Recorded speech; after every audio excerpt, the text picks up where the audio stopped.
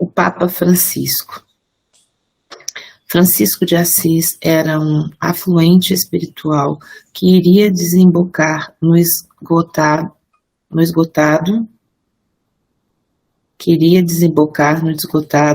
no doutrinário da Igreja Católica Apostólica Romana, dando a este dimensões maiores. Era prudente por excelência e, por natureza congênita, educado. Criava em seu redor admiração sem barreiras. Tanto os homens de todas as classes, quanto os animais de todos os reinos eram seus amigos e tinham por ele o maior respeito. Nunca se revoltava contra as intempéries dos caminhos, nem maldizia as horas das duras provocações. Francisco era um evangelho aberto, onde todos poderiam ler nas letras luminosas dos seus exemplos. Não estamos aqui fechando os olhos para combater uma religião que serviu de veículo para grandes santos, como para vários sábios, somente escrevendo por ordem maior aquilo que passou dos limites da sua área de ação. Ela, a Igreja Católica Apostólica Romana, e assistida por inúmeras falanges de anjos cujo senso é altamente iluminado, entretanto, tem a parte que compete aos homens em sua direção, e estes, por vezes, afrouxam a vigilância que, não obstante, é corrigida pelo alto comando no mundo espiritual. Temos de lembrar os benefícios que essa religião trouxe ao mundo inteiro. Ela, de certa forma, resguardou o Evangelho e envolvendo-o nos panos da letra, não por competência dos seus prelados, mas devido à ignorância humana. Não, deve ser não por incompetência dos seus prelados, mas devido à ignorância humana. A coletividade dita cristã de todo o mundo, ou de quase todo ele, achava-se competente para viver o Evangelho em espírito e verdade, e poderia abandonar de vez os caminhos espirituais, se não fosse o Evangelho interpretado de modo diferente até chegar à madureza da humanidade e a luz ser colocada em cima da mesa. Porém, nem sempre os dirigentes do clero romano comandam os destinos à casa com bom senso. De vez em quando é preciso, e os céus acham conveniente, que alguns anjos, para retificarem e corrigirem os abusos praticados por descuido daqueles que se fazem senhores, tomando autoridade de maneira egoísta e achando somente por meios deles é que se faz no mundo a vontade de Deus e se dá as ordens do Cristo. E para não acontecer coisas piores, para não ser oficializada a religião em todo o mundo e fechadas as portas da democracia espiritual, tolhendo os direitos dos homens, o próprio Jesus, por vontade de Deus, que serve de canal divino, enviou Lutero em seus coadjuvantes em todo o mundo para organizar a reforma, no sentido de enfraquecer os poderes de Roma e dar liberdade às consciências, deixando livre escolha às linhas religiosas, e o livro sagrado deveria ser libertado da escravidão, como também as interpretações que a ele eram dadas. Quando as duas correntes religiosas tomaram consciência que não se deveriam unir para não abafar outros princípios espiritualistas, surgiu a doutrina dos espíritos, como sendo o consolador prometido, entre as duas poderosas correntes dos princípios oriundos da mesma fonte. São três poderes espirituais no Ocidente, inspirado no mesmo Cristo, mas em condições diferentes de interpretação, sem as condições de união para o bem da própria humanidade. Mesmo os dirigentes dessas religiões não se encontram bastante evoluídos no sentido de entenderem e respeitarem os direitos de consciência dos outros. Francisco de Assis já compreendia e respeitava os direitos humanos e espirituais das criaturas e encontrava no amor universal a verdadeira religião. Concentrou as suas atividades no ideal do desprendimento. Partindo daí, tudo mais seria fácil de ser vivido, pois a chaga viva da humanidade, o egoísmo, de onde nasce o orgulho com todas as suas ramificações, passou a ser anulado. Diva, só esse trecho que foi lido, que fala que Francisco vivia, né, o que ele pregava, né? E essa questão religiosa sempre me vem assim, que Deus não criou, né? Não foi criada, as religiões foram criadas pelos homens, né? Agora me veio uma frase que eu ouvi uma vez dentro das escolas, né? Que existe uma pedagogia e em um determinado momento uma professora não, né, trabalhava dentro dessa pedagogia, mas não seguia. E aí que era o tutor, no caso da escola, ele falou, ela está maior do que a pedagogia. E isso acontece quando as pessoas, não era o que ele falava, né? Acontece quando as pessoas às vezes estudam muito, se qualificam muito e começam a julgar, né, que são maiores. Mas aí é a diferença entre você viver e você falar e ter conhecimento, né? E o exemplo de Francisco é exatamente esse, que ele não se deixava levar por aquilo que ele já conhecia e tal, não, ele simplesmente vivia, né? Então me veio muito forte assim, essa questão aí que eu me lembrei. Eu achei muito interessante quando ele fala, né, de 3 vertentes espiritualistas, né, digamos assim, né, surgiram da origem comum, mas que elas não podiam se juntar porque os próprios líderes de cada uma dessas vertentes não conseguia compreender o aspecto que a outra dava mais importância naquele momento, né? E a gente vai vendo esse movimento começando a tomar corpo no atual Papa, né? Que ele está começando a muito lentamente ainda, né? Mas desfazer alguns dogmas da Igreja, aproximando-a de outras vertentes religiosas. Então, vê como isso ainda é complicado, né? Já se passaram praticamente 1000 anos do Francisco e a coisa agora começa a engatinhar nesse sentido de unificar tudo numa coisa só, que é o que ele sempre fez, né? Que é o amor universal. Ele não tinha religião, ele não tinha uma forma religiosa, um dogma religioso. A religião dele era o amor universal. E agora isso começa muito ainda timidamente começar fazer as pessoas perceber que as religiões diferentes têm muitos pontos em comuns, que elas não são realmente diferentes. Mas acho que isso ainda vai levar um bocado de tempo. E ainda nesse ponto, né, que ele estava falando da Igreja Católica, aí ele cita Lutero, né, como um movimento que foi necessário naquele momento histórico. A Igreja estava, como coloca aqui, né, muito atuando em muitos pontos em que necessitava ter uma oxigenação espiritual, e então um dos pontos foi enfraquecer a própria igreja, o próprio poder da igreja. E como isso foi feito?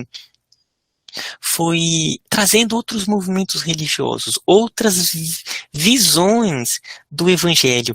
Interessante que um dos pontos que o Mundo Maior ele direcionou para enfraquecer a igreja foi o idioma. a igreja, ela se valia do latim, né? Os textos eram em latim, as missas eram em latim, a Bíblia era em latim, e o povo não conseguia ler, não conseguia entender. Então, um dos pontos em que Lutero vem não, né, vamos fazer as celebrações, a liturgia no idioma de cada pessoa, e começaram a vir traduções da Bíblia em vários idiomas, né? Então, o Lutero fez em alemão. Uma vez eu assisti um documentário do religioso que fez a tradução da Bíblia para o inglês. A vida dele é impressionante, ele foi profundamente perseguido, e a tradução dele foi tão importante que os linguistas ingleses consideram que aquela forma como foi feita a tradução, juntamente com os textos de Shakespeare, foi o que mais direcionaram a linguística depois, né, nesses tempos, nesses últimos 300 anos, talvez nesses últimos 400 anos. E então esse foi um dos pontos, e aí surge Lutero, surge o Calvino, o próprio anglicanismo, aí depois vão criando várias vertentes dentro dos evangélicos, aí vem os presbiterianos, os batistas. Isso tudo era para trazer maior liberdade mesmo, e que no futuro prepararia a própria unificação, a própria síntese. Então foi necessário quebrar um pouco, permitir essas várias visões, essas várias expressões, e no momento certo vai acontecer esse ponto, né, que é a unificação, que são as pontes, no fim das contas, né? Não é que tudo vai se tornar uma coisa só, mas elas vão se tornar orgânicas, vai se tornar una no sentido de um corpo que atua respeitando as suas expressões. Então, quando eu li essa parte, me veio essas reflexões. Que a própria Igreja Católica em si, ela já faz um pouco disso, né? Porque dentro da Igreja Católica existe um número de, digamos assim, né? Porque eu esqueci a palavra, facções, né? Enorme. Tem os dominicanos, os franciscanos, o pessoal que segue cegamente a Santa Sé, e tem vários grupos, né? Que eles são todos comandados, digamos assim, por uma ordem superior, mas cada um tem uma peculiaridade, uma particularidade. Então, eles não deixam de ser, digamos assim, grupos diferentes dentro do mesmo grupo. Então, a própria igreja em si já é mais ou menos isso que o Ismael tá colocando, né? De coisas ligeiramente diferentes, mas linkadas por uma coisa maior, que une tudo, né? Mas, mesmo assim, a compreensão até disso entre a própria Igreja Católica ainda é um pouco confusa. Eu achei bonito como ele falou da Igreja Católica, né? Como ele fala que ela foi importante, achei bonito isso, a maneira como coloca bem respeitosamente o catolicismo, né? Achei bonito. Isso é importante de frisar, porque, né, querendo ou não, o catolicismo teve uma importância. A própria manutenção do evangelho, apesar das deturpações que tiveram, ela foi mantida, foi passando de geração em geração. Os mosteiros, né, foram ali locais de intelectualidade. Dali que surgem, basicamente, são o cerne das futuras universidades, né? Então, livros foram mantidos nos mosteiros. Então, ele tem aí uma importância mesmo nessa manutenção, nessa linhagem, sabe?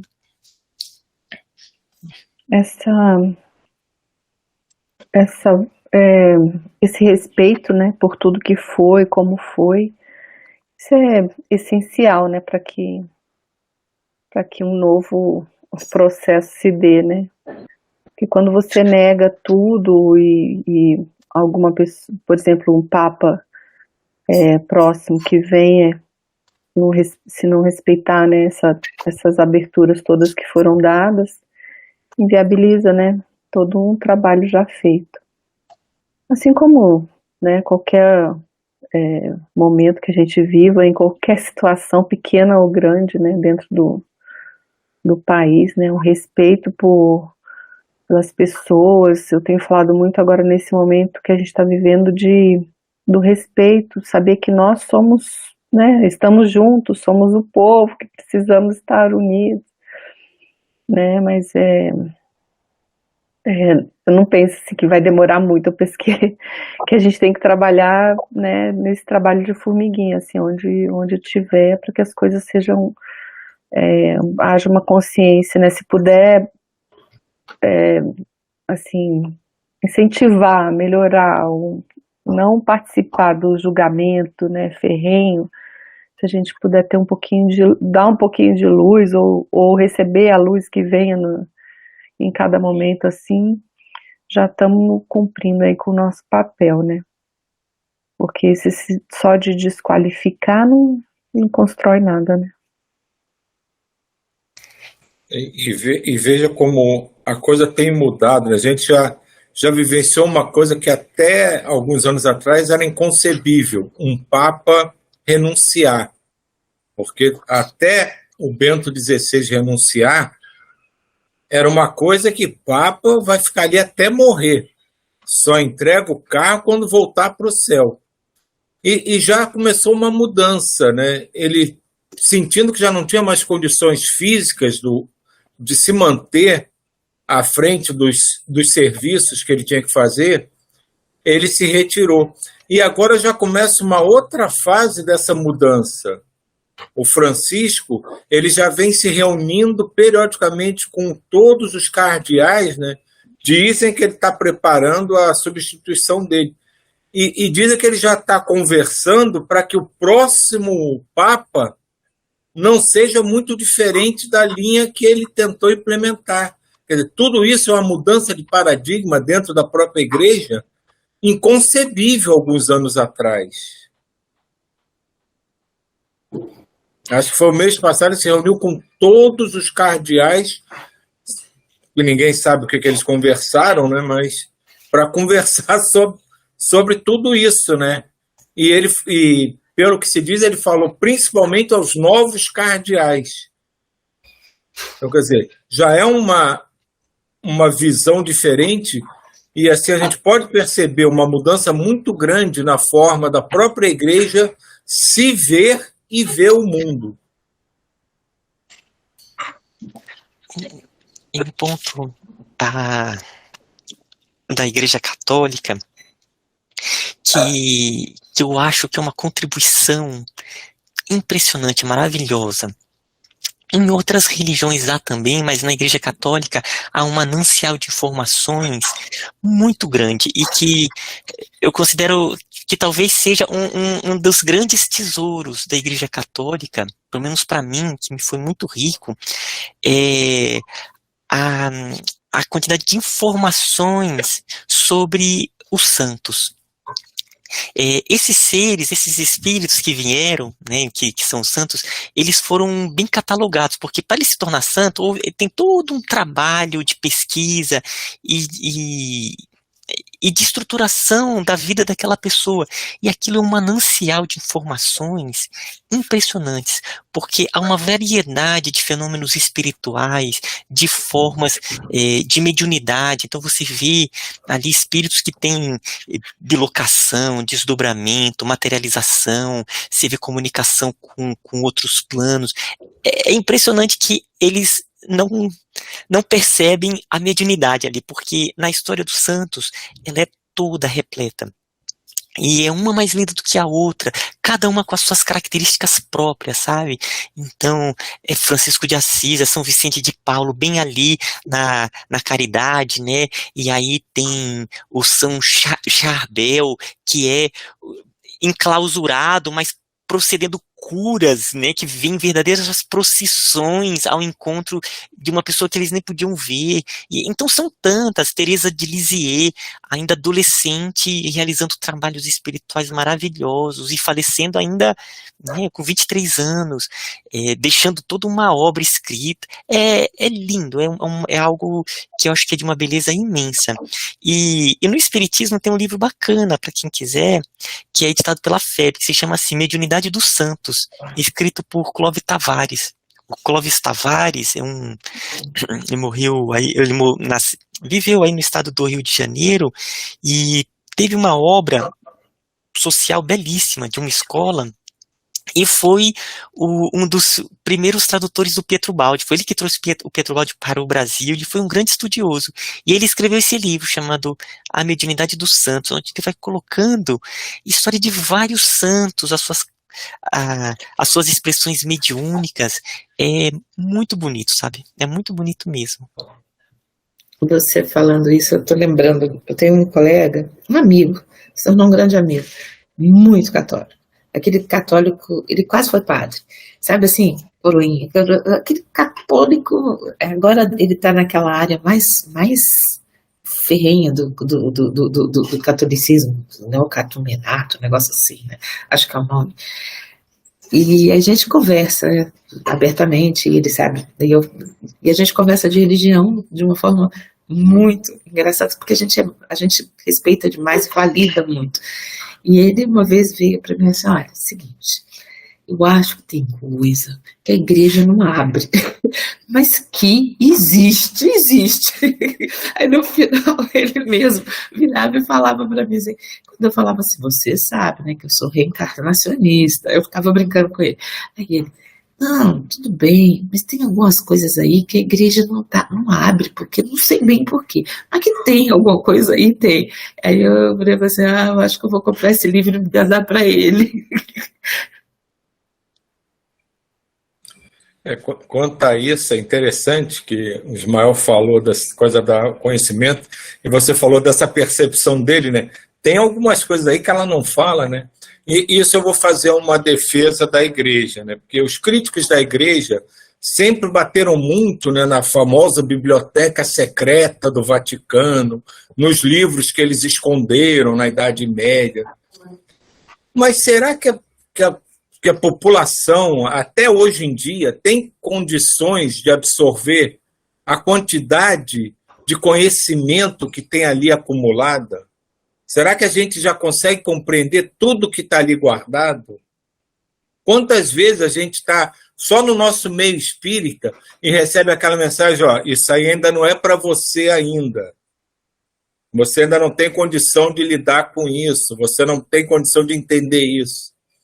Então, nesse ponto, eu faço uma defesa da igreja, independente dos motivos com os quais eles guardaram esses livros, mas acredito que tenha sido um grande bem para a humanidade, de não dar informações que não poderiam ser absorvidas em determinadas épocas para a população geral.